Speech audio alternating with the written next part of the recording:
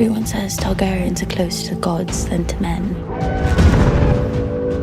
But they say that because of our dragons.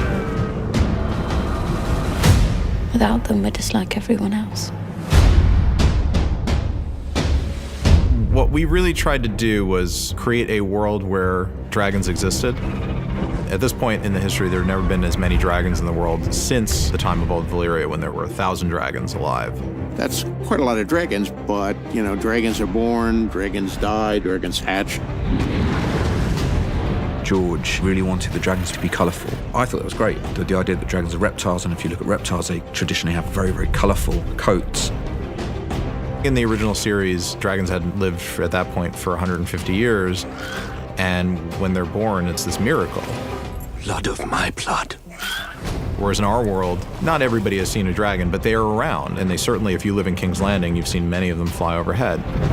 The core of any Targaryen is a dragon. They're extremely powerful, and without them, we would not be the house that we are.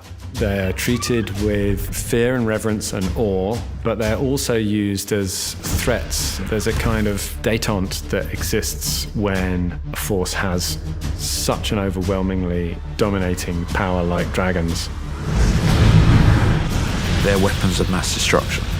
The reason that the Targaryens are considered as being closer to gods is because of their dragons. You got the dragons. Are you going to use the dragons? Are you going to burn entire cities and armies, or try to? Dragon! That's a big step for any king or lord or claimant to try to take. We also want to have the dragons be their own characters. The first dragon you meet is Syrax, which is Rhaenyra's dragon, who at this point is a young adult. Syrax was hatched to Rhaenyra when she was a child. I think the dragons that are born to their riders share a deeper bond than any of the other dragons. We kind of approached her like a bird of prey. So she's an eagle, she's built for speed, she's very proud and honorable. Caraxes, the bloodworm, Daemon's dragon, is quite another thing. Vicious, some would say, short-tempered. Yeah, maybe the dragon and the rider have a little in common there. Save me! Caraxes has burned a lot of people and seen a lot of battles, and he has earned that name of the bloodworm.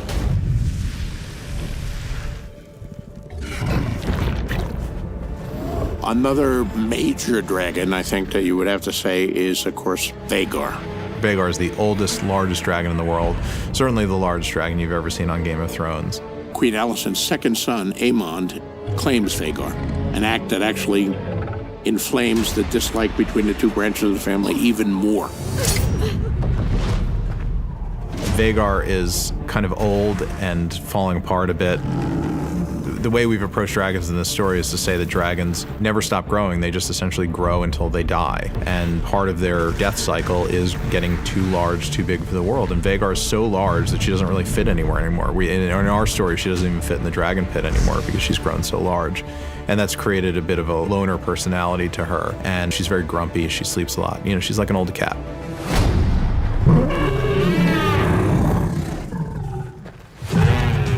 Doharas, Syrax.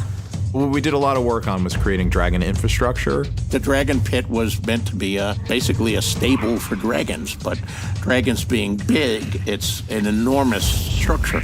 There are dragon keepers to look after and tend to the dragons. They have their whole own culture and mythos to them. There's dragon saddlery, so saddles are built to hold the dragons. Dragon eggs are the gateway to power. New offspring in the Targaryen line receive a dragon egg in the court. Hopefully that hatches, and then they will be sort of joined for the rest of their life. I think it's quite interesting the way that the dragon eggs are described as only being partially successful in hatching. There's half of them don't ever actually hatch. You've come for the egg.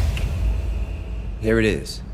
The story of House of the Dragon is a character-driven story with a lot of dragons.